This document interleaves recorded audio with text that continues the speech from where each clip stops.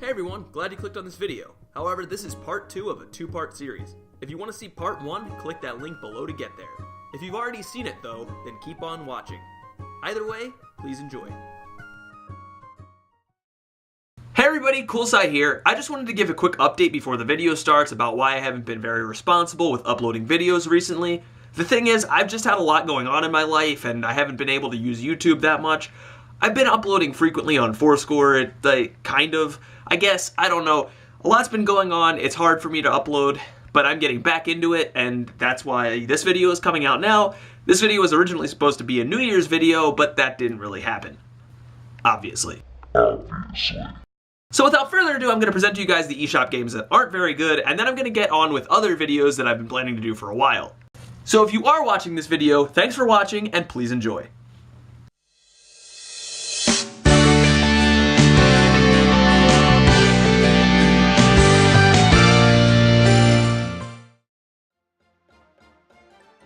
I mentioned several times in my last video that the eShop has its fair share of bad games as well, and I guess it's no secret that I've gone through and played a good amount of those. The first game we're going to talk about is notorious for its badness. The game I'm referring to is none other than Meme Run. Now, Meme Run itself is actually no longer available on the eShop, but I figured that this game is so legendary in how awful it is that I just couldn't help but talk about it. This game somehow gained enough popularity at one point to be one of the featured topics on the Miiverse menu. It's obviously not because it was a good game though, because, well, just look at it. The game is a side-scrolling endless nightmare with nauseating graphics, and that's about it. Right off the bat, everything just pisses you off. The flashing screen, the seizure-inducing frog heads, the air horns, the Illuminati triangles, the fact that you're playing as a stick figure with the troll face plastered on for good measure. I could go on, but I don't think that's necessary. Now, usually, this would be the point where you get up and throw in the towel, and trust me, that's probably your best option. I don't think I even need to say it, but this game is super easy. However, the controls are crap, the graphics are crap, and hey, the game is crap, but who's judging? I'm sorry that the footage is an endless loop, but I'm not lying when I say that this is all there is to this game. I can't even take credit for this footage, I kinda just took some I found online. Even if this game were still available on the eShop, it costed $5 real for a game that rivaled the quality of a barely functional mobile game. And just to emphasize the point further, these are some actual statements made by several people who were unfortunate enough to have to review this game. First of all, the game scored a 1 out of 10 in Nintendo Life, with the reviewer stating that the game is one of the worst releases of the entire year. At the same time, a writer for Kotaku stated that the game was terrifying, and that it is a genuine glimpse at what it means to be insane. All in all, probably the funniest part about Meme Run is that it wasn't even removed from the eShop for all of the negative feedback it was receiving. No, Meme Run was ironically removed from the eShop for copyright infringement on the troll face. Truly an ironic way to end such a horrible game.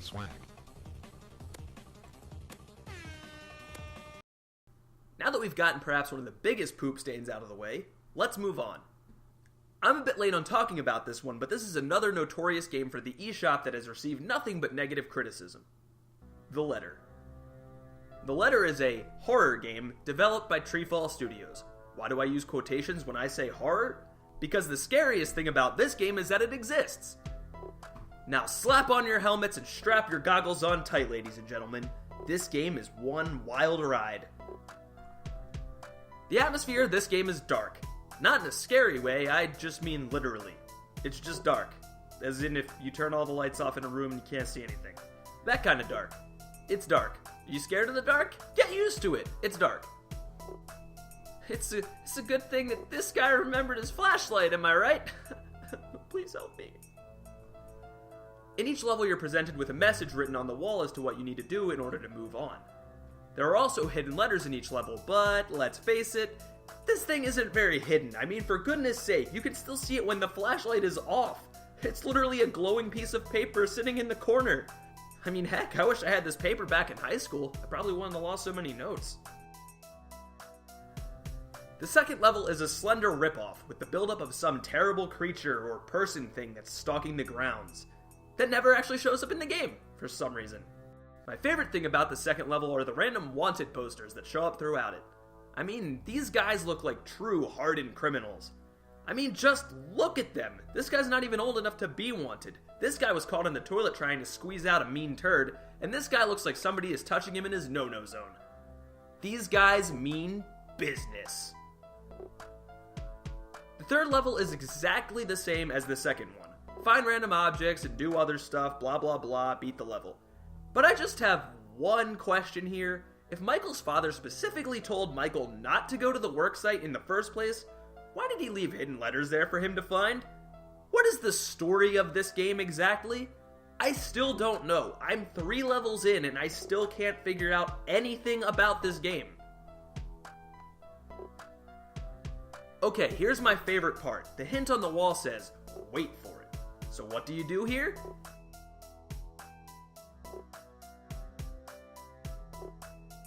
You literally wait 45 seconds to be automatically thrust into the final level.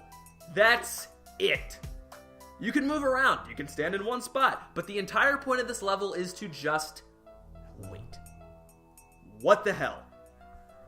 Of course, the next level being the final one, the game gives you one last cryptic message before it drops you in, stating that something strange has happened to Michael. And then you wake up on a peaceful island and everything is cool. What? What is this? Why is this? Where am I? Am I dead? Did I die and go to heaven? Is this what heaven is? You okay there, Michael? Yeesh, this entire time I couldn't tell, but how tall is Michael exactly? He barely stands eye level with a lounge chair. So, spoiler alert, turns out it's just a dream. Yup, that's really the whole game.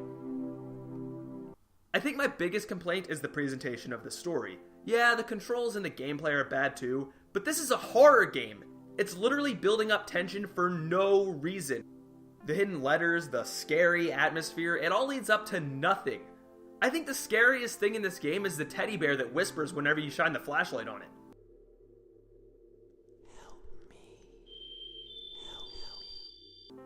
I guess what I'm trying to get at is that horror games are mostly built upon enveloping you into a story, immersing you into a world where you truly feel terrified and every noise in the game has you on edge. The letter doesn't do that. Not only does it not do that, it flat out can't. There's nothing to be scared of. The atmosphere is bland and uninteresting, the cryptic letters mean absolutely nothing. Aside from the obvious desire to find his father, who is Michael exactly? What is this person? And of course it all culminates into the most anticlimactic cliche ending ever. It was a dream? Just a dream.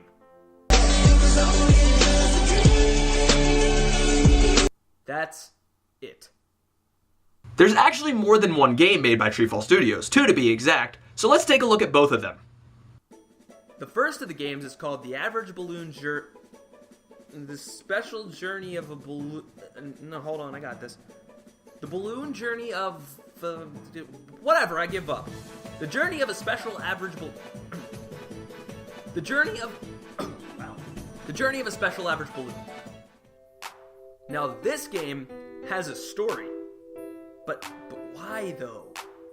So you're telling me that a game that's more akin to a Flash game that you'd find on Addicting Games back in 2007 gets a full-length story, but a horror game gets Mark Wahlberg from The Happening? What? No! Really? The Helium Kingdom?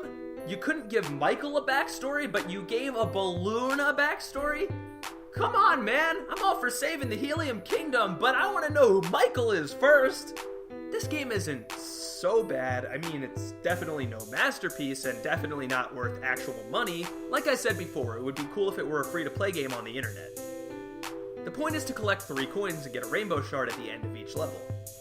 It's not hard or anything, obviously directed at a younger audience, but hey, it's a step up from the letter. There's also a pretty barbaric minigame where you fire a slingshot at balloons for fun. Is it just me or is that kind of messed up? I mean, aren't the balloons the good guys? Am I literally killing my friends right now? This doesn't seem messed up to anyone else. The game doesn't last too long, about 10 minutes if you're good enough, maybe even less. But alas, I have saved the Helium Kingdom. What do I win? Nothing? I mean, alright. Thought maybe there would be some lovely balloon ladies out there who, maybe they'd be impressed with the fact that I just saved the whole world. maybe now, like, I'm finally cool or something? No. I mean, okay then. I guess I'll just leave. I'm gonna do it. I'm going. Bye-bye.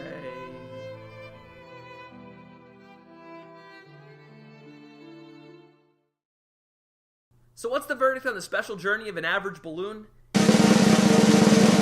It's a poppin' good time! It's like... The last game made by Ripoff Studios actually has a very similar concept to the second one. So I present to you The Maze.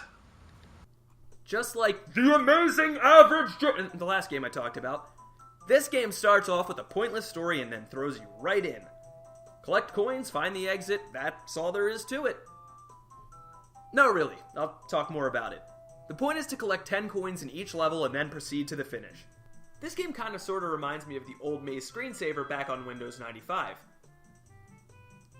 I guess the point is to find the so-called Oracle of Legend, but apparently all of the other kids that tried died in their efforts to find the Oracle. I'm only kidding, the game doesn't actually tell you what happened to them. I mean, maybe they died. Maybe you're the chosen one. The one destined to solve all of the mazes and find the Oracle and become the chosen hero. I can do this. I'm the chosen one. The one destined for greatness. I am the hero! Oh, whoa, I missed. Oh, oops. If I could fall into the sky, do you think I would maybe die? Yes. The answer is yes. Yes, I would. The last game I'm going to talk about is not only my least favorite game on the eShop, but probably also technically the worst. So if you're still watching this video and the other games made you cringe, well, I wish you luck making it through this one. Minecraft Ripoff 23,435, otherwise known as Cube Life Island Survival. I don't know what I can say about this one, but holy crap is this game awful. I know it was released before Minecraft became available on the eShop, but whoever thought this game was a reasonable substitute for Minecraft really wasn't thinking at all, probably. First of all, the main character has the most obnoxious voice ever, and he never shuts up! Maybe if I combine 2 sticks and 3 planks, I could create a pickaxe. If I can find a few more pieces of wood, I can create a crafting table which would allow me to create some weapons and maybe other useful items. We're up to I must drink something as soon as possible. Stop talking! The game has many similarities to Minecraft, but of course they're not as well implemented. First of all, the point of Minecraft is to be all pixelated. That's part of its charm. But just look at the difference in the graphics here. Never mind that, look at the difference in just the water. Of course, the game starts off with a story to get you integrated into the game. So this guy is the only survivor from the whole ship, and now we're stranded on an island with little to no supplies to live? Alright, I guess if I've gotta do this, then I've gotta do this. I feel like I don't need to mention it. The game is just not Minecraft. Punching trees to death is not as satisfying. The game is really clunky and the controls seem more sluggish. The inventory selection is just bad. I tried to select a couple blocks of wood because the guy won't shut up about needing a pickaxe, but the game wouldn't let me do it. I have no idea what I'm doing. How do you play this game? Anyway, if I've got to survive, then I've got to survive. I'm gonna get that pig and bring it home for dinner! Yeah! Oh, whoops, I died. It's probably a bad thing, isn't it?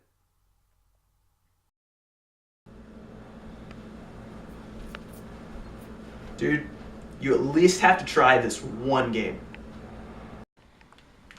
So, man, what do you think? Dude, the game sucks. Well, you know, it's the thought that counts. Speaking of which, I put poop inside your stocking. I'm sorry, man.